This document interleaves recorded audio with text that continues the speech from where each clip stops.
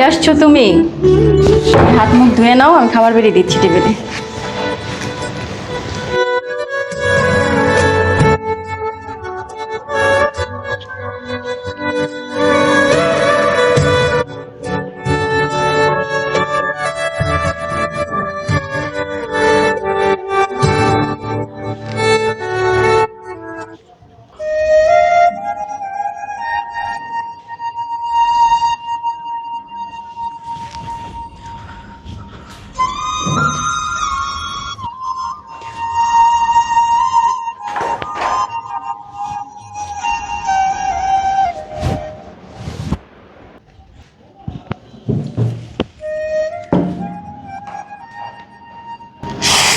কি হয়েছে?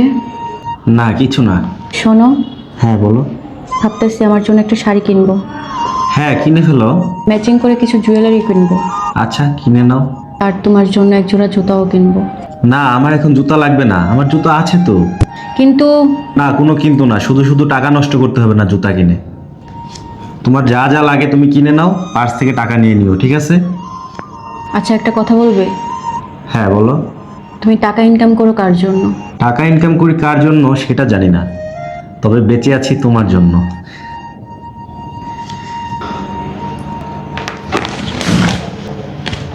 কই যাও?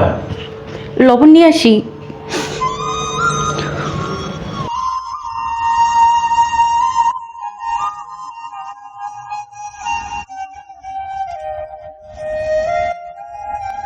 যেদিন থেকে পুরুষ মানুষের কাঁধে পরিবারের দায়িত্ব এসে পড়ে, সেদিন থেকে পুরুষ মানুষ বিলাসিতা করতে ভুলে যায়, এমনকি নিজের জন্য খুব প্রয়োজনীয় জিনিসটাও কিনতে দ্বিধাবোধ করে, হাজারবার চিন্তা করে।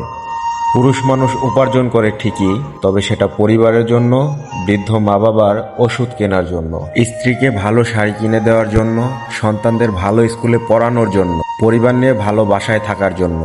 হ্যাঁ, এটাই পুরুষ মানুষের জীবন।